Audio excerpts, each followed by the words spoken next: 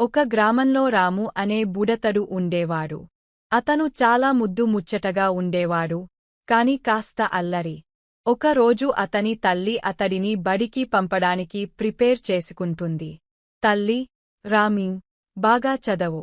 నువ్వు పెద్దవాడివే, పెద్దవాడయ్యాక నాకు మంచి పేరు తీసుకురావాలి. రాము, అమ్మా, నీకు పేరేమిటంటే? తల్లి, నన్ను అందరూ తారలతో తల్లి అని పిలవాలి.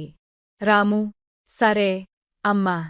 నేను పెద్దవాడిని అవ్వగానే నీకు తారలు తీసుకుని వస్తాను. అన్నిటా అల్లరి చేసే రాము తన మిత్రులతో కలిశాడు. అతని మిత్రులు కూడా చిలిపితనంగా ఉంటారు. అందరూ కలిసి ఒక రోజు బడికి వెళ్తున్నారు. తరగతిలో గురువుగారు ప్రశ్నలు అడుగుతున్నారు. గురువుగారు, రామీ, నువ్వు పెద్దవాడివే, ఏం చేస్తావు? రాము, గురువుగారు, నేను పెద్దవాడిని అవ్వగానే మా అమ్మకి తారలు తీసుకురావాలి. గురువుగారు, అర్వా, నిజంగా పెద్దవాడైతే నువ్వు తారలను ఆకాశంలో నుంచి తీసుకుని వస్తావా? రాము, లేదు గురువుగారు, నేను తారలతో ఉన్న టీవీని తీసుకురావాలి. మా అమ్మ టీవీలో తారలు చూస్తుంటుంది. అన్నింటినీ హాస్యంగా తీసుకునే రాము కారణంగా అందరూ నవ్వుకుంటారు. గురువుగారికి కూడా నవ్వు వస్తుంది.